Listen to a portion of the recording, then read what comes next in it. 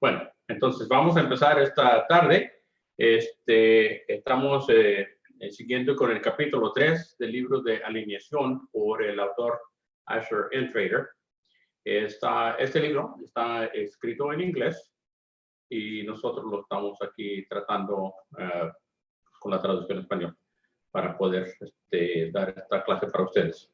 Antes de empezar, entonces vamos a ir al Señor en oración y después entramos en detalles sobre el capítulo 3.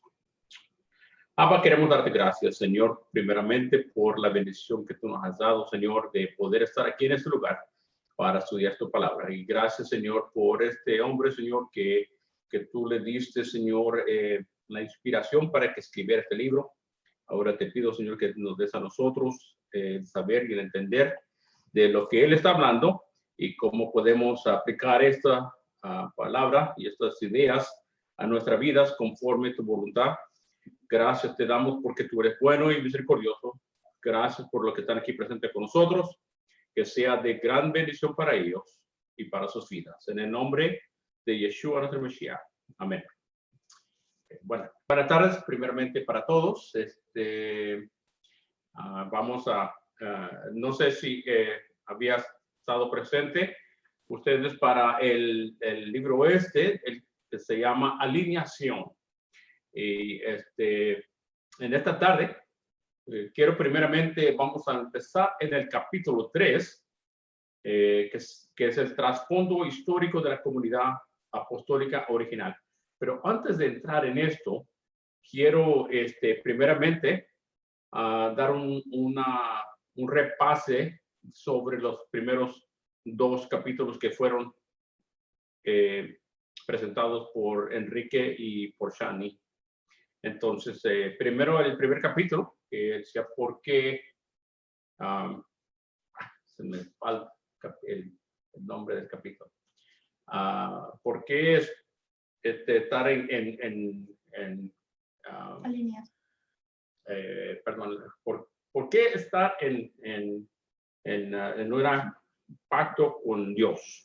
Entonces, lo que quiero empezar aquí son con las 4 preguntas que cada capítulo tiene unas preguntas al final y es un resumen de todo el capítulo. Entonces, quiero tocar en esas 4 preguntas para poder que podamos recordar lo que estuvimos hablando. Entonces, primeramente, el primer capítulo empezó cómo cumple Yeshua la afirmación de Génesis 1:26 de que Dios hizo al hombre a su imagen.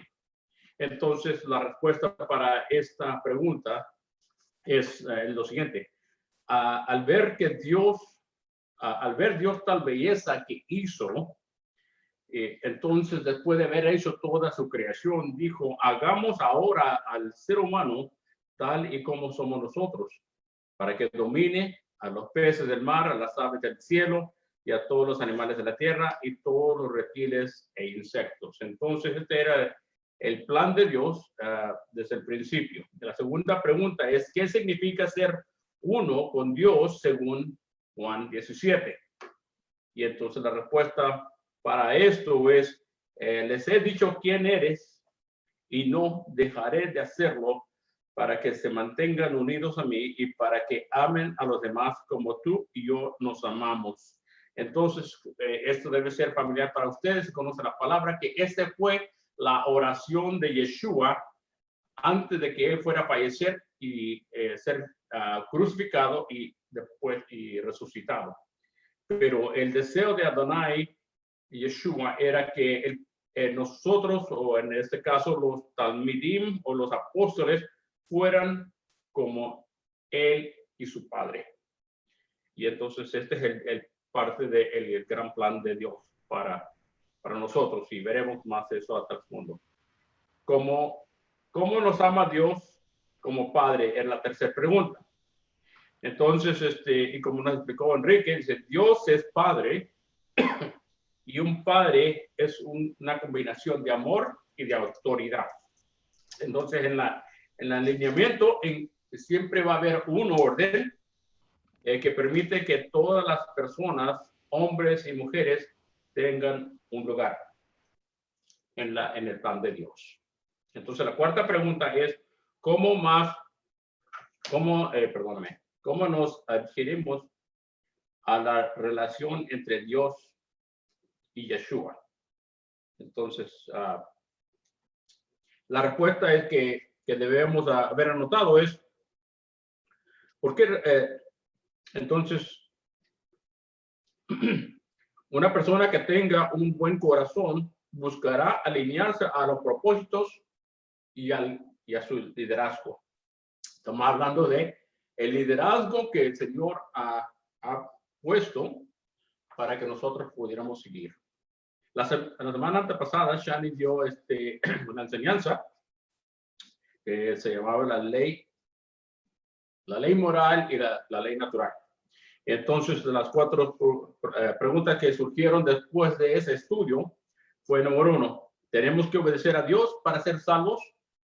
Entonces, lo que debíamos haber aprendido para responder es: no sirve de nada saltarse la justicia de Dios para tratar de establecer nuestra propia justicia.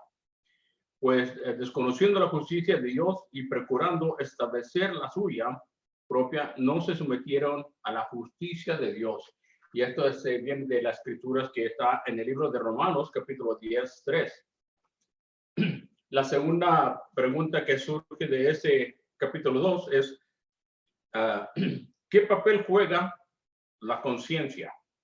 Entonces, la palabra corazón y conciencia se usan indistintamente en las escrituras. Entonces, hay varias escrituras que hablan sobre esto. Entonces, graduamos nuestra conciencia meditando en las escrituras, arrepentiéndonos y perdonando, realizando acciones justas también a través de la oración guiada por el Espíritu y por la fe en el sacrificio expiatorio de Yeshua. Estos pasos ayudarán a limpiar nuestra conciencia de pecado y culpa. Esto se puede ver conforme a la escritura que se encuentra en Hebreos capítulo 4, Hebreos 9, el capítulo 14 y también en Hebreos 10, 22. Entonces, la tercera pregunta que salió del capítulo 2 es, ¿hay algún elemento de santidad del que carezca la profecía carismática moderna? Y para esto resultó que la respuesta que estábamos buscando es la carencia, en la carencia de discernimiento moral, lo que hace que muchos de nosotros carismáticos parezcamos excéntricos. El Espíritu Santo es más moral que místico. Queremos alcanzar la santidad, no el espiritismo. Entonces, lo que está diciendo entonces es que no es todo, es solamente las emociones o cosas de ese índole.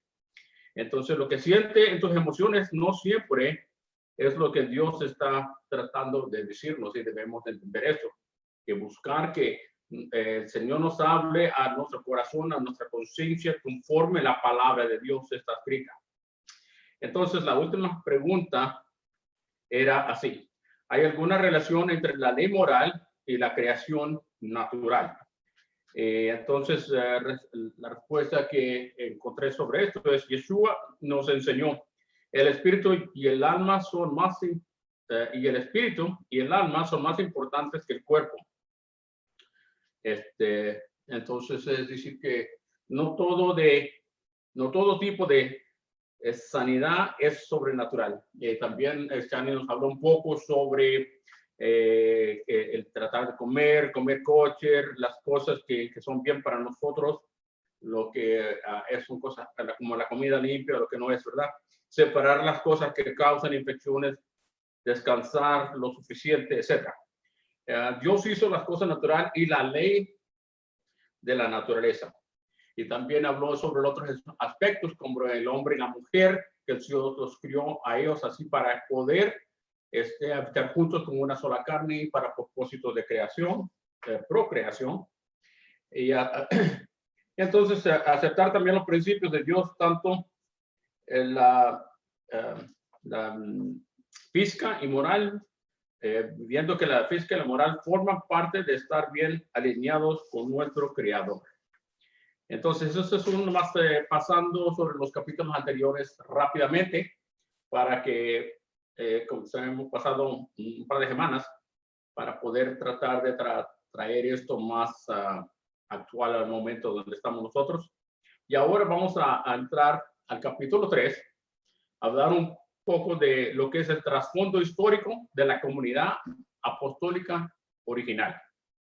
Entonces quiero empezar otra vez más con las preguntas para que tengan estas preguntas en la mente conforme vamos haciendo la plática esa.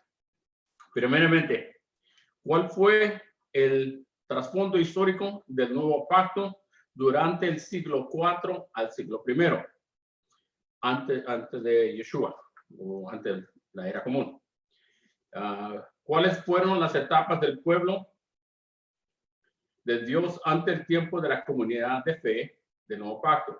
¿Y qué significa que Yeshua le dio las llaves a Simón Pedro en Mateo capítulo 16? Y que, por último, ¿qué tipo de personas fueron los primeros seguidores de Yeshua? Ok. Entonces, vamos a entrar en esto para poder conocer un poquito sobre estas preguntas y para poder tener un trasfondo histórico de la comunidad apostólica, porque todo lo que ha pasado desde la creación hasta que el Señor elige para hacer un pacto con una persona, hasta que llega al tiempo de los apóstoles, hay multitud de, hay siglos que pasan y hay muchas personas que están envueltas en todo esto para llegar a culminar a la voluntad de Dios, a lo que Él quería que se hiciera para que se cumpliera este pacto particular. Entonces Escher, marca cómo el estar alineado con el amor de Elohim, por Dios, y su ley moral y natural también se debe estar alineados con él en uno y el otro como una comunidad. Entonces, desde el principio podemos ver esto, que a través de Abraham hasta Yeshua para alinearse con todas estas cosas, ¿verdad? Como les dije anteriormente. Entonces, cuando Yeshua empieza su ministerio, su enfoque era Israel. Y esto es bien claro, lo podemos ver cuando vemos cuando se encuentra con otras personas que no son del pueblo de él, es decir, Israel. Entonces eso lo vemos en Mateo capítulo 15, y también eso tiene que ver con la mujer cananea. ¿Se acuerdan? Yo creo la historia de ella, aunque no era que ella estaba pidiendo ayuda, que el Señor le hiciera misericordia y sanara a su hija, pero el Señor le dijo: ¿qué tengo que ver contigo esto? Yo vengo para el pueblo de Israel, ¿verdad? Claro que el Señor le concede su petición y sana a su hija, ¿verdad? Entonces, la otra escritura que tengo aquí es en Lucas 7, y cuando el Señor se encuentra con el centurión. ¿Quieres mostrar esa ahí, Graciela? Y entonces, por favor, ponla allí para que a ver si lo quiere quizás leer ahí, Enrique, ahorita que esté en la pantalla.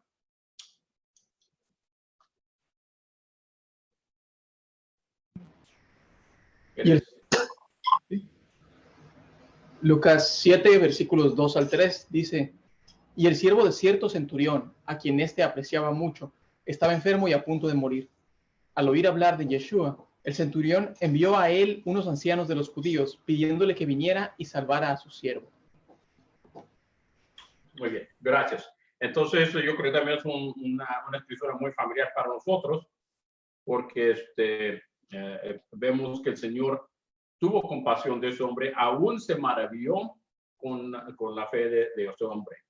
Y por último, nomás para mostrar otra escritura, es en Juan capítulo 4, donde habla cuando Yeshua se encuentra con la mujer samaritana.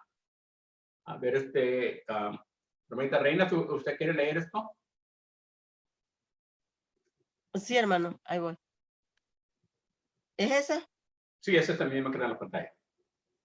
Una mujer de Samaria vino a sacar agua y Jesús le dijo, dame de beber. Entonces yo creo que todos estamos muy familiarizados con estas porciones de escritura. Y el énfasis aquí que quiero hacer solamente es que, aunque sí trató con unas personas gentiles, el enfoque de Yeshua era tratar con su pueblo. Entonces, brevemente vamos a hablar un poquito sobre el trasfondo histórico del Tanaj. Entonces, del primer siglo, antes de la era común, que temprano en el tiempo, ¿verdad? Es decir, que en este tiempo, que el Tanaj, las escrituras, fue compilado o codificado, si puedo usar esa palabra, y reconocida entonces como el Tanaj total en ese tiempo, para ese tiempo. Entonces, alrededor del año 332, antes de Yeshua, fue la conquista por los griegos, y en este tiempo se escribió entonces la Torá por primera vez en griego. Eso fue como 200 antes de Cristo. Y esto fue lo que le conocemos nosotros como el Septuaginta. Entonces, pero espérate, ¿se escribió o se tradujo al griego? Se tradujo al griego, perdón, sí. Entonces, se cree que esto fue lo que aún se estaba usando durante el tiempo cuando estaban los apóstoles en el tiempo de Yeshua. Entonces, lo otro, que fue otra cosa que ocurrió en la historia, que estas son cosas sobresalientes o importantes en la historia del pueblo de Adonai. La rebelión de los macabeos, que conocemos como muy conocida para nosotros, que ocurrió alrededor del año 167 a.C. En este tiempo surgen varias corrientes judías. Es decir, que ahí es donde empiezan a salir los diferentes ramas, como los saduceos, los fariseos, los esenios. Entonces, y fue el tiempo en que empieza a suceder eso. Y por último, el último tiempo para notar aquí es que fue en el año 63 antes de Cristo. Entonces fue cuando empezó la conquista de los romanos. Y aún para alrededor del primero siglo después de la era común, ese fue cuando nació Yeshua en este tiempo. Y entonces esto solamente para dejarles saber todo lo que transcurrió significante en este tiempo. ¿Alguna pregunta hasta este momento? Porque hemos hablado bastante. ¿Ninguna? ¿Todo bien? Ok. Bueno, entonces sigamos adelante. Todos los seguidores de Yeshua eran israelitas. Los primeros seguidores del Señor, y la mayoría de ellos eran del área de Galilea, donde mismo Yeshua también fue criado. No eran fanáticos, no eran religiosos, y no eran parte del clero que comúnmente se encontraba en el área de Jerusalén. Entonces, este grupo formó parte del grupo, lo que iba a formar va a ser parte del nuevo pacto. Y representaban lo que de veras se podía considerar el remanente verdadero. Entonces, Ezra Trader piensa esto, porque la compañía que seguía a Yeshua eran los que iban a empezar a recibir la palabra y la dirección a través de la misión que Yeshua quería para ellos. Y estos grupos, él dice, era como la crema o la nata, ¿no? O la cereza encima de tu postrecito, que era lo mejor de lo mejor, donde que el Señor estaba preparando para su pueblo. Entonces, aunque cuando uno piensa, pues oye, ¿por qué no son los religiosos? No, pero él tenía estas personas ya elegidas para este propósito. Ellos son el proceso o el resultado final de este largo transcurso de la historia, y que empezó con Abraham, con Moshe, David, los profetas, y finalmente con los apóstoles. Entonces vamos a tocar aquí un momentito, que es el Señor, a través de la creación, vemos que Él tenía un propósito de traer a toda la humanidad para poder establecer esta relación íntima con Él. Esto se pudo hacer a través de Abraham, cuando el Señor hizo el pacto con él. Él fue el primero para empezar la comunidad del pacto para Elohim. Entonces, la gente después empezó, si se acuerdan, durante el tiempo de Moshe, empiezan el grupo del sacerdocio. Entonces, fueron los levitas, a ellos se les dio la ley, y para enseñar y guardar todo lo que el Señor les decía, juntamente con los sacrificios. Y todo esto era parte de esto. Entonces aquí mostramos que ellos son los que reciben la ley moral, de los ritos, y el destino. El pueblo está en un tiempo donde ellos son identificados como pueblo, y esto es son las personas en este momento. Entonces, al transcurso del tiempo, vemos que entra entonces el reino davídico. Y aunque se desarrolla una visión, es decir, que el Señor le muestra a David que tendrá, no faltará rey que esté sentado allí, el Señor empieza a desarrollar la visión mesiánica. Sin embargo, ellos, la línea de David también está plagado con problemas y pecados y todas las otras cosas que conllevan en la vida de los reyes. Y luego, esta visión mesiánica se toma y empiezan los profetas a tomar esto y empiezan a reconocer y ver lo que Dios le quiere que ellos escriban y noten. Y ahí es donde empiezan los profetas, empezando con Isaías, y empieza ese vislumbrar mesiánica en ellos. Entonces miraban que todas las promesas que se iban a cumplir a través de él, a través de Yeshua, aunque no sabían todavía quién era, ya tenían una idea de lo que el Señor tenía para ellos. Y finalmente los seguidores galileos de Yeshua, todo lo anterior que sí había sido preparado, llega a cumplirse a través de este pueblo. Porque para cuando llegó aquí a este tiempo, en el primer siglo, ya había una grande expectativa de que el Señor iba a trabajar en ellos, y el Señor iba a traer al Mesías para restaurar a su pueblo. Y el pueblo ya tenía un deseo, un fervor de esperar a este Mesías y anticipaban la venida de él. Y entonces esto es donde ellos vinieron. Y esto lo podemos ver, Graciela, si puedes mostrar aquí en el libro de Mateo, capítulo 20, versículo 21. Ahorita lo vamos a poner en pantalla para que me lo lea uno de los hermanos, la hermana Mejía, sí. Ese es 15. Perdón. Mateo 20, 21. ¿Lo tiene ahí? No, déjame, lo pongo. Ok. Mateo 20, 21. Hermana Rosy, ¿usted quiere leerlo ahorita que lo ponga Graciela ahí? Sí, gracias. 21. 21, hermano. 20:21. Y él le dijo, ¿qué deseas? Ella le dijo, ordena que en tu reino estos dos hijos míos se sienten uno a tu derecha y el otro a tu izquierda. Okay.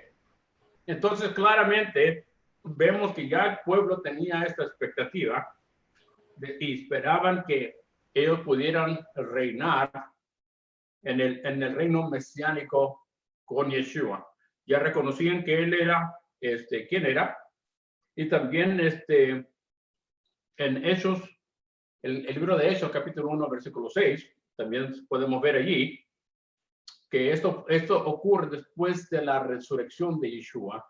Y veamos ahí lo que dice. Acts 1:6.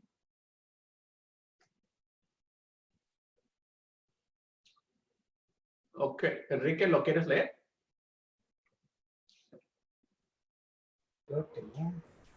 Entonces los que estaban reunidos le preguntaban diciendo, Señor, ¿restaurarás en este tiempo el reino a Israel? Okay. Entonces, este grupo se convirtió en los portadores de la esperanza del reino de Elohim. Entonces, ellos captaron la visión, ya estaban anticipando, ya estaban con la ansiedad de recibir esto, y ellos eran la combinación y el Señor les trajo esto para que a tal grado que ellos reconocieran el tiempo que estaban y reconocieron como dijo Yeshua, reconocieron el día de la venida de su Mesías. Entonces, y en uno de las escrituras vemos entonces que él les decía a los discípulos, ¿y quién dice el pueblo que soy? Y entonces uno, pues que eres uno de los profetas y que eres Elías resucitado y en fin, salían con otras cosas, ¿no? De eres un gran maestro ¿y quién dices tú que soy yo? Y entonces Pedro contestó y dice, tú eres el Hijo de Dios. Y entonces Yeshua le contesta, ¿verdad? Y le dice, bendito eres tú, Simón, Pedro, que tú has recibido esto porque el Señor te lo ha revelado. Es decir, Elohim te lo reveló. Entonces, esto se compone en los seguidores que el Señor Yeshua tiene y les da la autoridad a ellos para que sigan. Entonces, a Simón Pedro se le dijeron que le dieron las llaves del reino de los cielos. El punto es que Yeshua, como el hermano mayor, de cierta autoridad, da cierta autoridad a sus discípulos. ¿Por qué el hermano mayor? Porque hablamos que él es no solo era solamente el hijo de David, pero sino que era el hermano mayor de todos ellos y podía dar esa autoridad. Y eso lo podemos ver cuando vemos la referencia entre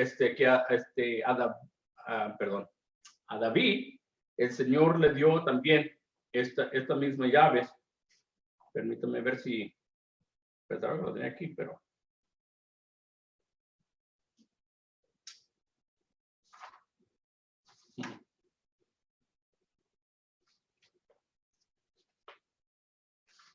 bueno, no lo tengo, pero creo que en el libro de Isaías dice que entonces él le entregó las llaves a David, pero aquí vemos que también creo que es en Mateo, fíjate ahí, Mateo, por favor, Mateo 10. ¿Y 6? No, 10, versículo 1. Entonces, perdón, este verso tiene que ver con cuando el Señor le da la autoridad a sus discípulos sobre todo todo tipo de espíritus inmundos. Vemos que, perdón que no la tengo aquí anotado. Lo tengo, pero es que tengo unas fotos aquí. El Señor les da autoridad a ellos no solamente sobre los demonios, sino que también sobre la iglesia. Y eso podemos ver cuando el Señor pone a ellos encargados como la cabeza de la iglesia, de la iglesia del nuevo pacto, porque sabemos que el Señor, la palabra iglesia en hebreo quiere decir quejilá, entonces, o la asamblea. Entonces, la asamblea del pueblo de Israel siempre ha sido, pero este es el grupo que compone o forma la iglesia que es parte del nuevo pacto. Entonces, y en los versículos otros, que Mateo 16, 19 y el 18 también habla ahí de la autoridad que el Señor les da a ellos sobre el mundo entero. Y creo que ahí tengo anotados capítulo 1, versículo 20, capítulo 20, versículo 23, por favor. ¿Lo tenía ahí? Juan 20.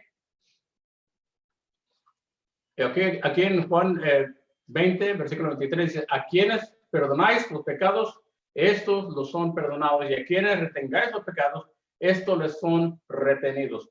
Esto podemos verlo otra vez cuando el Señor da autoridad a ellos para poder perdonar sus pecados, para poder echar demonios fuera, para establecer toda la obra de Dios. Entonces, siento que el Señor es el que tiene la autoridad, entonces Él da esa autoridad a sus apóstoles para que ellos también vayan también anunciando más adelante lo que Él quiere que el pueblo entienda sobre la venida del Mesías. Ok. ¿Alguna pregunta hasta este momento? O sea, yo digo, Asher y Trader no lo dice en el libro, ¿no? Pero más bien me pregunto yo que si basados en el texto que acabamos de ver ahorita en Mateo, ¿significa esto que a los discípulos les es dada facultad para perdonar o para mantener la falta de alguien, un pecado? Sí, claro, eso lo podemos ver en lo que acabamos de leer, y así es. Hecho no lo dice, pero la escritura es claro en lo que el Señor nos dice lo que le dice más bien a sus discípulos de lo que ellos pueden hacer. ¿Y por qué? Porque esto era, ellos estaban actuando como embajadores de Yeshua, y todo lo que Yeshua podía hacer, Él les dio a ellos la autoridad para hacer lo mismo. Ok. Entonces, nuestra alineación no es solamente una sumisión espiritual a Elohim como individuos, sino también sumisión a su autoridad delegada dentro de la comunidad de Yeshua. Los 12 reciben la autoridad dentro del reino de Yeshua. Ellos y otros seguidores, la escritura, y son seguidores que proclaman el nuevo pacto. Ajá. La autoridad y el poder de perdonar pecados y sacar demonios y sanar enfermos murió al morir los discípulos, o esto implica, por ejemplo, los sacerdotes de la iglesia, vamos a decir, de la iglesia católica, están en la misma posición que los discípulos de Jesús, porque ellos son la autoridad de Dios aquí, o los representantes, y ellos tienen la autoridad de perdonar pecados. Sí, entiendo. Lo que necesitamos que ver primeramente es la autoridad. El Señor se le dio a ellos como embajadores de Él, lo que están tratando de, lo que el Señor envió para que transmitieran la visión que Él tenía, y lo específico que necesitamos ver es que todo es alineándose a la voluntad de Dios para cumplir el propósito de Dios, que es la restauración de todo su pueblo. Y entonces, para contestarle a usted esto, la pregunta específica o particular que hace, el hecho de poder perdonar pecados, lo puede ser uno siempre y cuando está alineado como los discípulos del Señor fueron alineados. Es decir, que tenemos que estar alineados a la voluntad de Dios para hacer esto. Y entonces esta autoridad no es necesariamente que se le dio a los sacerdotes católicos o a los rabinos, sino que se les dio al grupo de personas que forman aquellos que son parte del nuevo pacto. Con decir, la quejilá la iglesia que están siguiendo esto para cumplir el nuevo pacto de Dios. Entonces, si nosotros nos alineamos a la voluntad de Dios, entonces sí, también podemos hacer esas cosas tal como Él lo dijo. Entonces, esto es parte de lo que forma parte del patrón original a lo que nosotros nos alineamos hoy. Entonces, Yeshua da su dominio, puede decir su autoridad, y para dar dominio, pues que implica que Él tiene un reino, ¿verdad? Y el reino de Elohim se puede definir como el reino de la autoridad de Yeshua. Los apóstoles escribieron las escrituras, o es decir, las cartas estas del nuevo pacto, a la comunidad y comprenden el patrón original al que nosotros nos alineamos. ¿Ok? Entonces,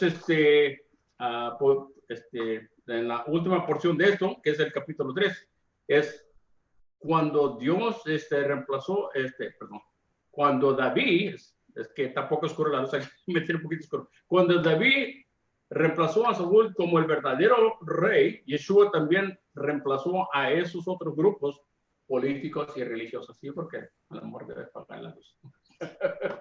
es que está muy brillante para ustedes, bueno, parece que se refleja mucho. Entonces,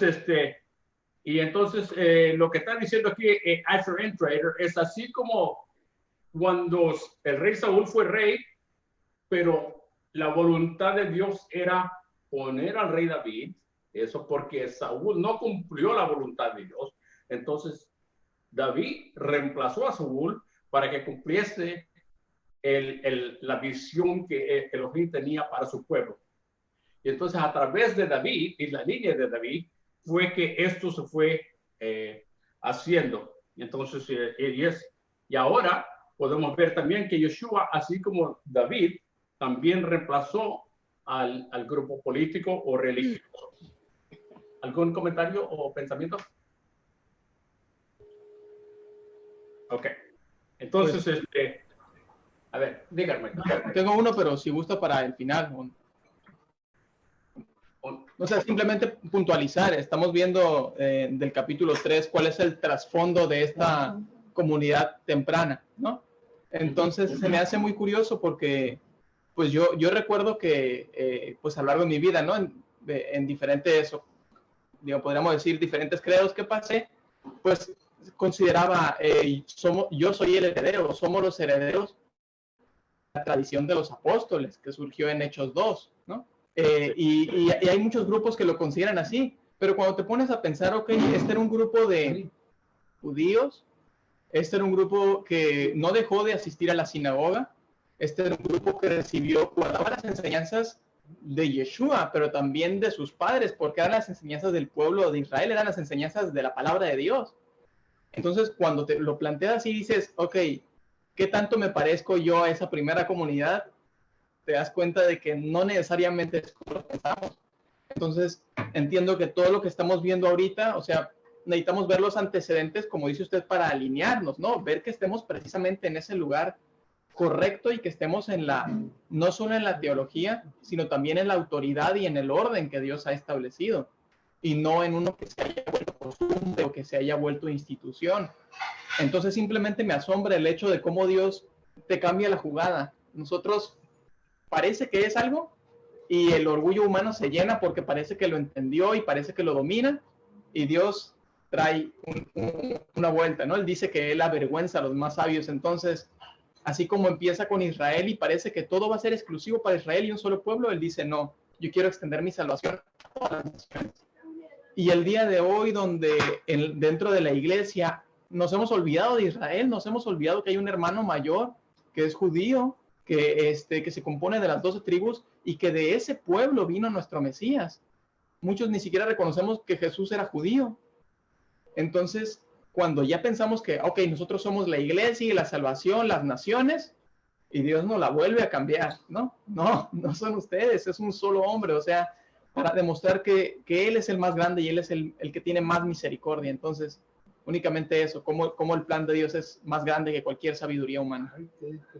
Gracias, hermano. Así es, así es. Y eso se lo vamos a ver en los capítulos después. Vamos a ver más y más cómo se va ampliando la visión de Dios para no solamente para su pueblo aquí, como lo dijimos originalmente, que era particular para el pueblo, sino que como va expandiendo el Señor esta visión para tomar en cuenta a toda la humanidad, la cual Él creó y la cual Él ama.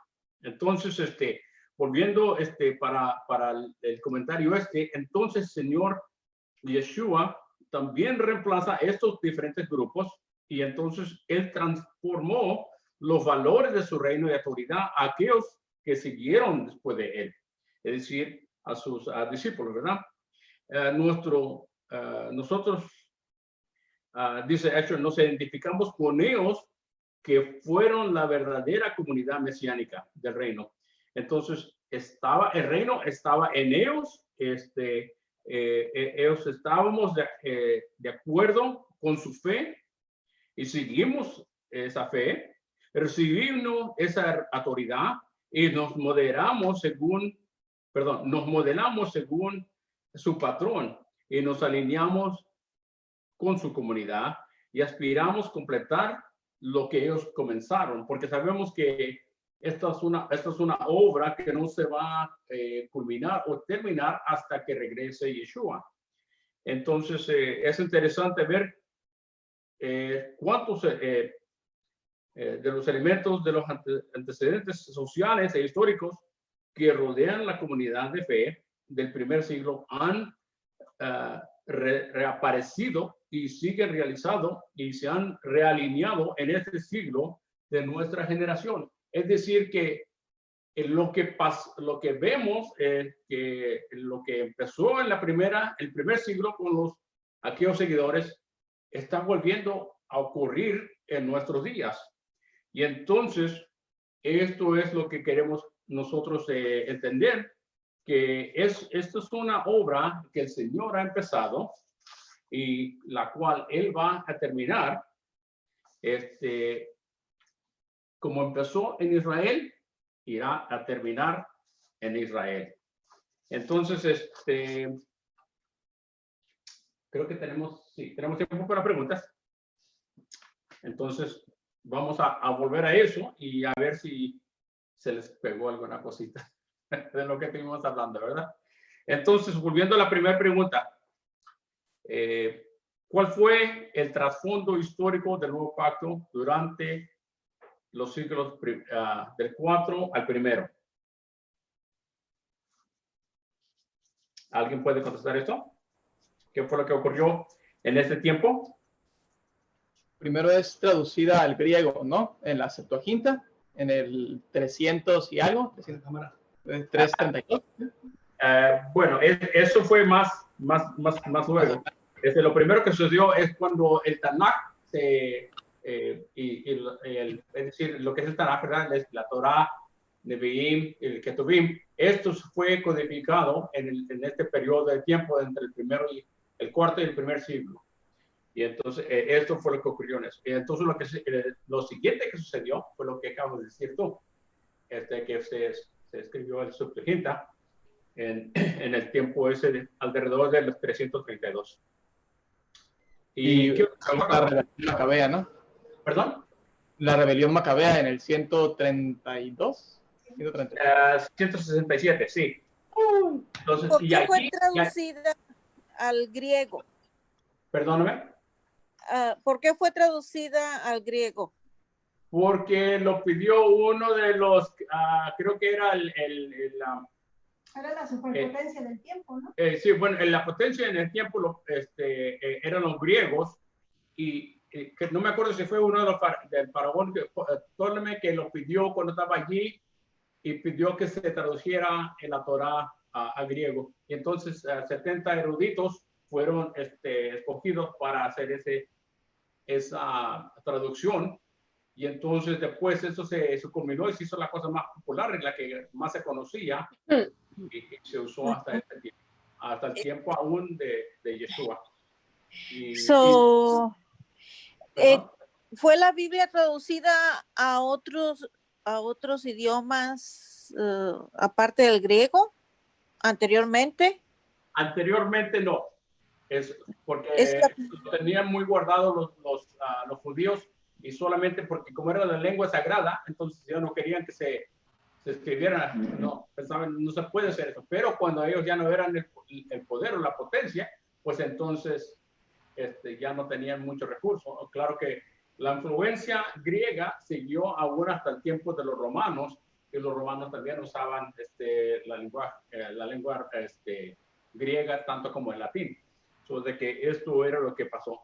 Pero volviendo a lo que pasó en el 167, fue cuando empezaron a surgir las diferentes ramas, como los fariseos y los saduceos y los esenios. ¿Okay? Y por último, ¿cuál fue lo que pasó en el 63?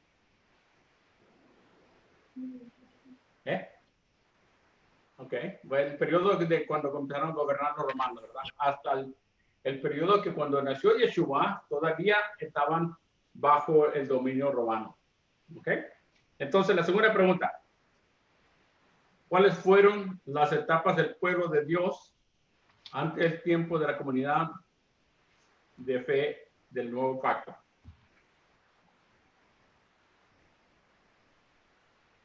¿Alguien? ¿Hermana Rosy?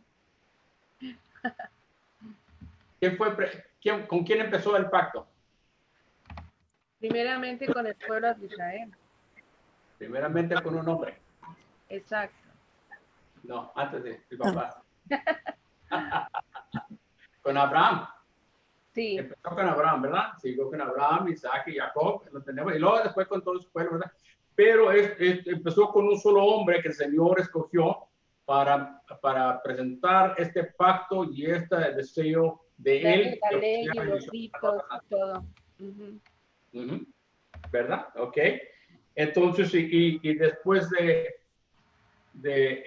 esto, ¿siguió con quién? ¿Con quién siguió estas enseñanzas? Después de Isaac. otros. ¿Perdón? Isaac, Jacob. Después de ellos, llegamos a Egipto con Moshe. Sí. ¿Verdad? Y Moshe, él con los 70 eruditos y que empezó a presentar esto, y los sacerdotes que empezaron a enseñar la ley moral y los sacrificios de ese tiempo, ¿verdad? Entonces, ¿y cómo, qué fue el papel del reino davídico? Okay,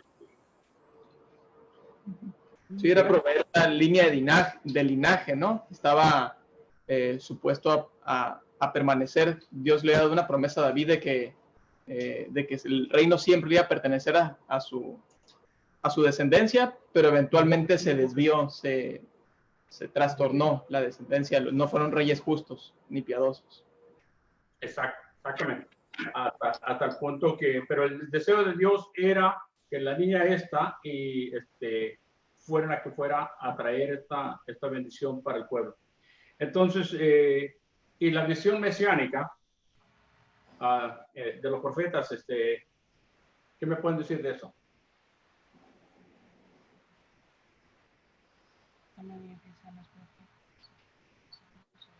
Puede ser que la misión mesiánica fue que los discípulos llevaran la palabra al pueblo de Israel y a los gentiles.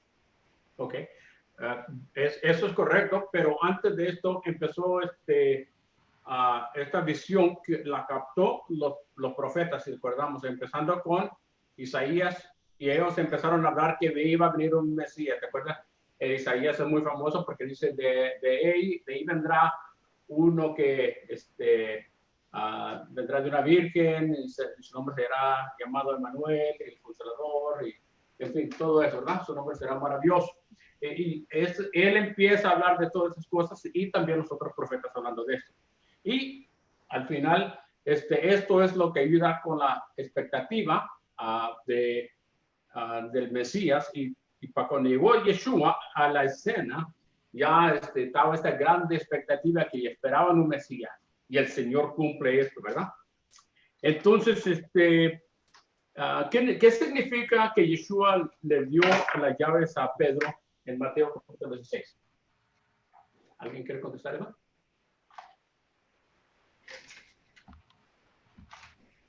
Significa que les dio autoridad.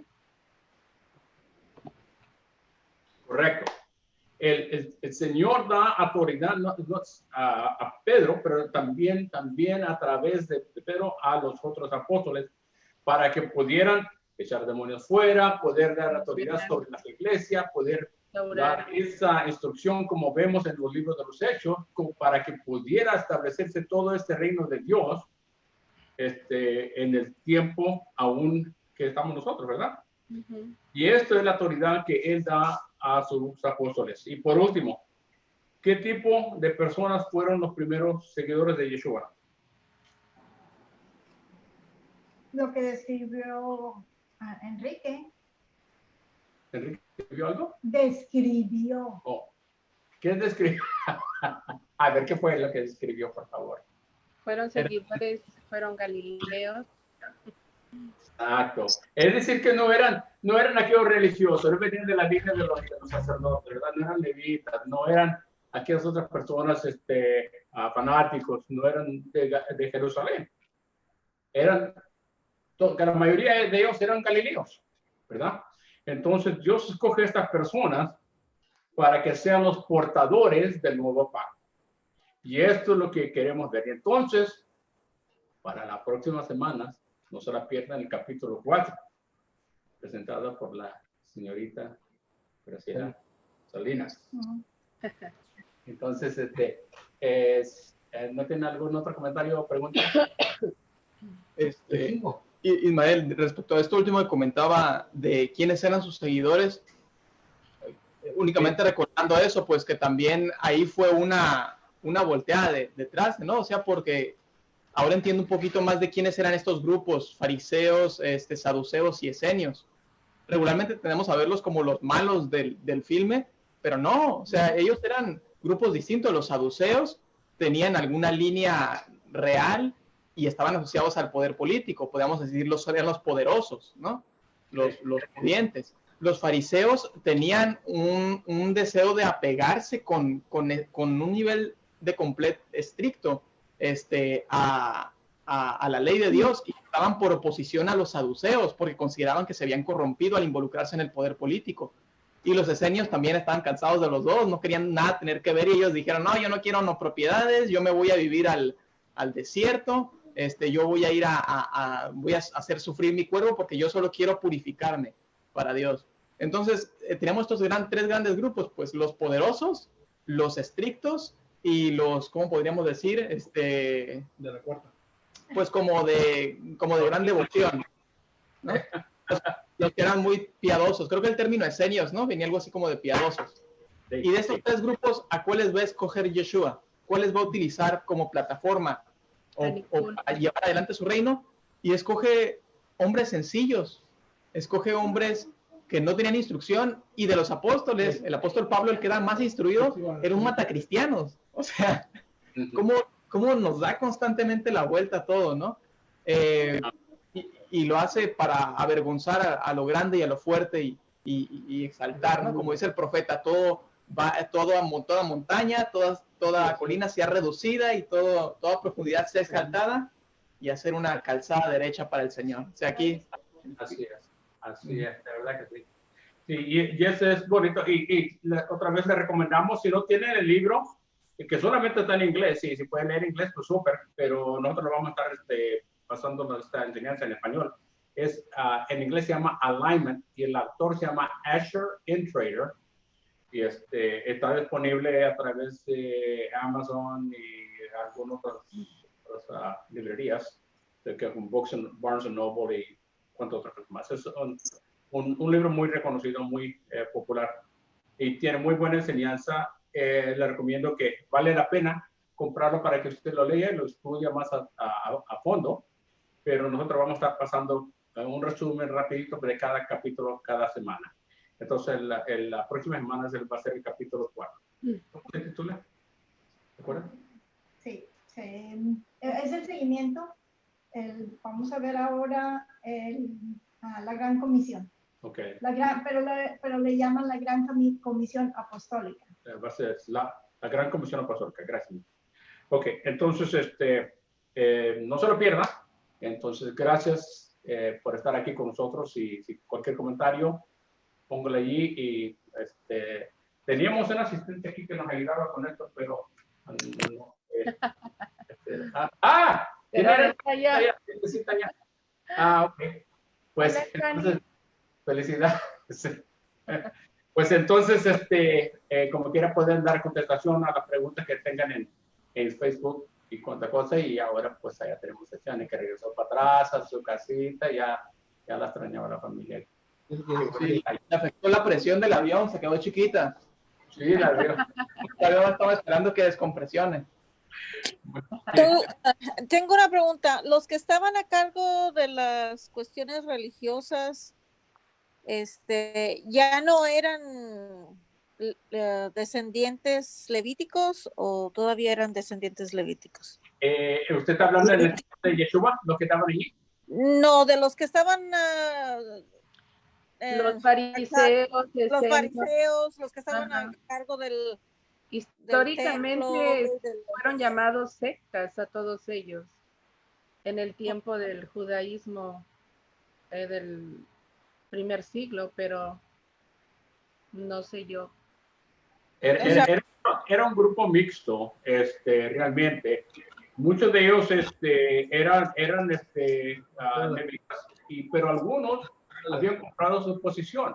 Y a través de la gente romana, algunos de ellos ponían algunas personas allí en esos lugares, aún como lo fue el sumo sacerdote que fue puesto por los romanos.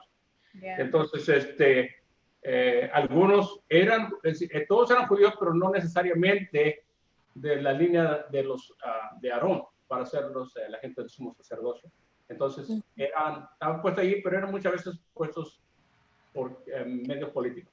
O sea, ya para ese tiempo ni los sacerdotes a cargo de los servicios de Jehová, ni el rey que estaba puesto, ni el rey era de la línea de David, y ni los sacerdotes eran de la línea de Levi. O sea, todo estaba corrompido. Todo lo que estaba, ya sea políticamente o religiosamente, estaba corrompido. No era realmente, no era lo que Dios había instruido. Sí, en su totalidad no era todo como el Señor había establecido en el principio cuando estaban con el pueblo en el desierto. A través del tiempo fue corrompiéndose el sistema, aún con rey Herodes. Él era edomeo, de Edom, y entonces fue puesto otra vez por los romanos allí. Entonces, así fue. Okay. Gracias entonces por su atención, le agradecemos bastante que hayan participado y esperamos verlo entonces la próxima semana. Entonces voy a pedirle a la hermana Rosy si nos despide en oración. Claro que sí. Bendito eres, Padre, en esta noche. Gracias por permitirnos llegar a esta hora del día, a este nuevo día, Señor, que tú nos permites iniciar. Te pedimos en el nombre de tu Hijo Yeshua HaMashiach, Señor, que durante todo este tiempo podamos estar nosotros en pie, fortalecidos con tu Ruach, y que sigamos nosotros aprendiendo de tu Torah, Señor, de tu palabra, de tu bendita palabra. Te damos gracias por la vida de nuestro hermano Ismael, que ha traído, Señor, nuevamente conocimiento, pero sobre todo, Señor, dándonos a conocer con tu palabra todo lo que tú has tenido para cada uno de nosotros, tu propósito en nuestras vidas. Gracias te damos, Padre, y nuevamente, Señor, te pedimos que tu shalom sea en nuestros corazones durante estos tiempos de angustia. En el nombre de tu Hijo Yeshua HaMashiach. Amén. Amén. Gracias entonces, y ahora sí.